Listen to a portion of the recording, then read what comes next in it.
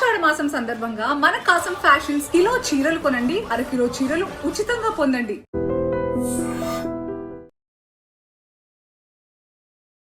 నమస్తే, welcome to I dream. నేను వలి. తమిళనాడు రాజకీయాల్లో మరొక సంచలనం నమోదు కాబోతోందా? ప్రస్తుతం సోషల్ మీడియా వ్యాప్తంగా తమిళనాడులో దీని మీదే చర్చ జరుగుతోంది. హీరో ధనుష్ కూడా రాజకీయ ఎంట్రీ ఇవ్వబోతున్నాడు అని.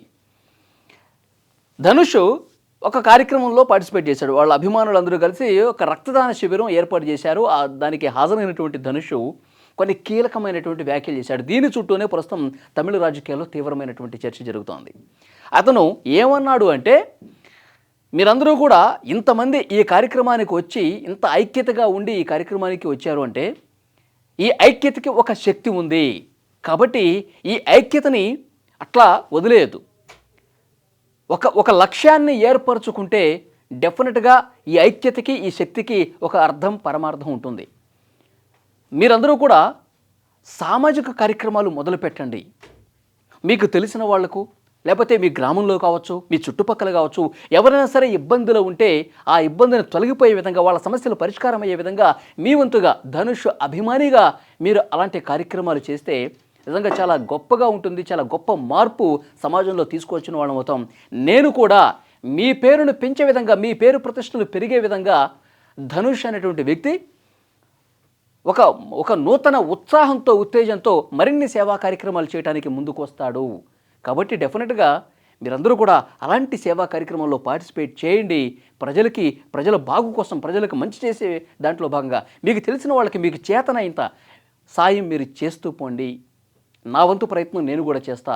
మీరు అలా చేస్తారని అనుకుంటున్నాను. ఎందుకంటే ధనుష్ అభిమాని ప్రతి ఒక్కడు కూడా కష్టపడేవాడు ఉంటాడు, ప్రజలు మేలు కోరేవాడు ఉంటాడు, ప్రజలకు సేవ చేసేవాడు అయి ఉంటాడు అన్నది నిరూపించాలి. మీరు ఆ రకంగా నిరూపిస్తారో అలాంటి కార్యక్రమాలు చేస్తారని చెప్పి ఆశిస్తున్నాను అని ఇలాంటి వ్యాఖ్యలే చేశాడు ఆ కార్యక్రమంలో. సో ఇదొక రాజకీయ ప్రసంగంగా చాలా క్లియర్గా ప్రతి ఒక్కరికి కూడా అనిపిస్తోంది. సో డెఫినెట్గా ధనుష్ కూడా భవిష్యత్తులో రాజకీయ ఎంట్రీ ఇచ్చేస్తున్నాడు అనేది కూడా చాలా స్పష్టంగా ధనుష్ అభిమానులే కాదు, సోషల్ మీడియా వ్యాప్తంగా అక్కడ ప్రతి ఒక్కరు కూడా విజయ్ బాటలోనే ధనుష్ కూడా రాబోతున్నాడు. Dhanush political entry almost confirm అయిపోయింది. సో గ్రౌండ్ ప్రిపేర్ చేసుకుంటున్నాడు. సో కాబట్టి అభిమానులకు ఆ రకమైనటువంటి సూచన, సలహా చేశాడు అనేది కూడా ఇక్కడ క్లియర్గా అర్థమవుతుంది. సో అతని టార్గెట్ ఇది 2026, అంటే 2031. 2031లో తమిళనాడులో జరిగేటువంటి అసెంబ్లీ ఎన్నికల టార్గెట్గా ఇప్పటి నుంచే హీరో ధనుష్ పావులు కదుపుతున్నాడు అన్నది కూడా చాలా క్లియర్గా చాలామందికి అర్థమవుతున్నటువంటి విషయం. మనకు తెలుసు, ఇప్పటికే చాలామంది హీరోలు తమిళనాడు రాజకీయాల్లోకి వచ్చారు. సో రజనీకాంత్ వద్దామనుకున్నాడు, కానీ ముందు వెనక అవ్వటం వల్ల మళ్ళీ బ్యాక్ స్టెప్ అయిపోయి రజనీకాంత్ పార్టీ పెట్టలేకపోయాడు. తర్వాత 2 సంవత్సరాల క్రితమే హీరో విజయ్ పార్టీ పెట్టాడు. అద్భుతమైనటువంటి విజయం.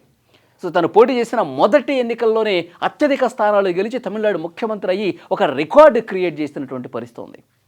సో అది ఇప్పుడు అక్కడ తమిళ రాజకీయాల్లో ఒక ఇన్స్పిరేషనల్గా కనిపిస్తున్నాడు హీరో విజయ్. ఇప్పుడు ధనుష్ కూడా అక్కడ మంచి చరిష్మా ఉన్నటువంటి హీరో ధనుష్, మంచి ఫ్యాన్ ఫాలోయింగ్ ఉంది, మాస్ ఫాలోయింగ్ ఉంది. ఆయన నటించినటువంటి సినిమాలకి నేషనల్ అవార్డ్స్ కూడా వస్తూ ఉన్నాయి. సో కాబట్టి పేరు ప్రఖ్యాతులు ఉన్నటువంటి మరొక నటుడు ధనుష్. కాబట్టి ఇతను కూడా వస్తే తమిళ రాజకీయాల్లో ఒక గొప్ప సమీకరణాలు రాబోతున్నాయి, గొప్ప మార్పులు రాబోతున్నాయి. విజయలాగా విజయం సాధించే స్థాయి ధనుష్కు కూడా ఉంది అని చెప్పి అక్కడ చాలామంది సోషల్ మీడియా వేదికగా ఈ వ్యాఖ్యల తర్వాత మాట్లాడుతున్నటువంటి పరిస్థితి ఉంది. సో ఇదే కార్యక్రమంలో నేషనల్ అవార్డ్స్ గురించి కూడా చర్చ జరిగిందండి. హీరో ధనుష్ నటించినటువంటి ఏదైతే రాయన్ సినిమా ఉందో దానికి డైరెక్టర్ కూడా ధనుష్. సో మొన్న రీసెంట్గా ప్రకటించిన జాతీయ అవార్డుల్లో ఉత్తమ తమిళ చిత్రానికి డైరెక్టర్గా ధనుష్కి జాతీయ అవార్డు వచ్చింది. సో ఈ ప్రస్థానం కూడా జరిగింది. చాలామంది ఈ రాయన్ సినిమాకి అవార్డు ఎట్లా ఇస్తారు, రాయన్ కంటే మంచి సినిమాలు ఉన్నాయి కదా తమిళ్లో మహారాజా లాంటి సినిమా, సత్యం సుందరం ఇలాంటి గొప్ప చిత్రాలు కూడా ఉన్నాయి కదా, రాయన్ కంటే బాగుంటాయి కదా, వాటికి ఎందుకు ఇవ్వలేదు, మళ్ళీ ధనుష్కే ఎందుకు ఇచ్చారు, ఇలాంటి విమర్శలు చాలామంది చేస్తున్నారు. సో ఆ సినిమాలు మంచివైతే ఉండొచ్చు, కానీ విమర్శకుల ప్రశంసలు కూడా అందుకున్నటువంటి చిత్రాలు కూడా అవార్డులు వస్తాయి కదా. ఒకే వ్యక్తికి తమిళనాడుకు సంబంధించినటువంటి ఒకే వ్యక్తికి 2 అవార్డులు రావటం చూసి ప్రతి ఒక్క తమిళ ఇండస్ట్రీకి సంబంధించిన వాళ్ళు కావచ్చు, ప్రతి ఒక్క తమిళుడు కావచ్చు గర్వపడాల్సింది పోయి నా మీద విమర్శలు చేస్తూ ఉన్నారు. ఇది ఎంతవరకు కరెక్ట్ అని చెప్పి ఇదే సభలో ధనుష్ మాట్లాడినటువంటి పరిస్థితి ఉంది. ఇంకొంతమంది ఇంకొక అడుగు ముందుకేసి ఏదో జరుగుతోంది వెనకాల, గ్రౌండ్ వెనకాల ఏదో మతలబు ఉంది, ఇతనికి అవార్డులు రావటం, ఇప్పుడు రాజకీయ ప్రసంగం చేయటం, అభిమానులకి సేవా కార్యక్రమాలు చేయాలని పిలుపునివ్వటం, దీని వెనకాల ఏదో మతలబు ఉంది అని చెప్పి విమర్శలు కూడా స్టార్ట్ అయిపోయాయి ఆల్రెడీ. ఎందుకంటే వరుసపెట్టి జాతీయ అవార్డులు రావటం అంటే కేంద్రంలో భారతీయ జనతా పార్టీ ఉంది, తమిళనాడులో భారతీయ జనతా పార్టీ అంతంత మాత్రమే. ఇక్కడ సినిమా వాళ్ళకి చాలా గొప్పగా ఆశీస్సులు అందిస్తారు తమిళ ప్రజలు. సినిమా వాళ్ళకి ఒక మంచి ఫాలోయింగ్ ఉంటుంది, జనాల్ని ఒక సమీకరించడంలో, అద్భుతంగా జనాల్ని కార్యక్రమాలకి తీసుకురావడంలో, ఓట్లు వేయించుకోవడంలో గొప్ప పేరు ప్రఖ్యాతులు సినిమా హీరోలకు ఉంది. కాబట్టి మనకు కూడా ఒక మంచి హీరో ఉంటే బాగుంటుంది, మన పార్టీకి సంబంధించి, మన పార్టీకి కావచ్చు, మన పార్టీకి అనుబంధంగా కలిసి పనిచేసే వ్యక్తులు ఒక హీరో అయితే బాగుంటుందని చెప్పి భారతీయ జనతా పార్టీ ఏమన్నా ఆలోచన చేసిందా? దాంట్లో భాగంగానే హీరో ధనుష్కి సపోర్ట్ చేస్తూ ఈ విధంగా అవార్డులు ఏమన్నా ఇప్పిస్తుందా? భవిష్యత్తులో ధనుష్ పెట్టే పార్టీ భారతీయ జనతా పార్టీకి దగ్గరగా ఉండే అవకాశం కనిపిస్తుందా? భారతీయ జనతా పార్టీ కనుసన్నల్లోనే ధనుష్ నడుచుకునే అవకాశం కనిపిస్తుందా? సో ఇలాంటి ఈక్వేషన్స్ అన్నీ కూడా ప్రస్తుతం చర్చల మీద చర్చలకు వస్తూ ఉన్నాయి. ఎందుకంటే అంతకంటే మంచి సినిమాలు ఉన్నా కానీ ధనుష్కే జాతీయ అవార్డు ఇవ్వటం ఏంటి? దీని వెనకాల రాజకీయ కారణం డెఫినెట్గా ఉండే ఉంటుందని కూడా చర్చ చేస్తూ ఉన్నారు. సో ఏదేమైనప్పటికీ నిన్న అతను చేసినటువంటి, ఇప్పుడు భారతీయ జనతా పార్టీ ఉందా లేదా అన్నది కూడా కాలమే సమాధానం చెప్తుంది. ఇప్పుడు సరైనటువంటి ఆధారం ఇప్పటివరకు అయితే లేదు. ఇట్లా ఊహించి చాలామంది విమర్శలు చేసేవాళ్ళు ఉంటారు కాబట్టి ఆ విషయం మీకు చెప్తున్నా. సో ఏదేమైనప్పటికీ hero Dhanush political entry almost confirm అయిపోతున్నా. ఆయన డెసిషన్ తీసుకున్నాకే అభిమానులతో ఈ విధంగా కామెంట్స్ చేశాడన్నది కూడా క్లియర్గా అర్థమవుతుంది. ఈ వీడియో చూస్తున్న ప్రతి ఒక్కరు కూడా కామెంట్ చేయండి.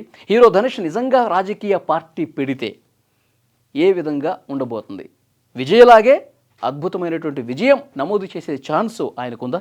ఎందుకంటే గొప్ప పేరు మోసిన పార్టీలు ఉన్నాయి ఆల్రెడీ. డిఎంకే, అన్నా డిఎంకే, ఇప్పుడు టీవీకే హీరో విజయ్ది. ఇప్పుడు మళ్ళీ ధనుష్ ఎంట్రీ ఇస్తే అవకాశం ఉంటుందా? భారతీయ జనతా పార్టీతో నిజంగా ఆయన కలిసి ప్రయాణం చేస్తే అవకాశాలు ఉంటాయి ఆ ధనుష్కి. మీ అభిప్రాయం కామెంట్ చేయండి. Thank you. And for more videos, Please subscribe to iDream. Please subscribe to iDream. Please subscribe iDream. And please subscribe to iDream. For more videos, subscribe to iDream. please like, share and subscribe to the channel. Congratulations, iDream. Subscribe to iDream. Subscribe to iDream. So subscribe to iDream Media. iDream team అందరికి huge congratulations. Please subscribe iDream Media. Please subscribe to iDream.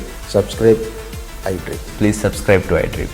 iDream అంటే నా కళల ఛానల్ను subscribe చేసుకున్న నోరు తిరుగుతలేదు, మీరైతే గంట గుర్తు కొట్టండి. For more such videos, please subscribe to iDream.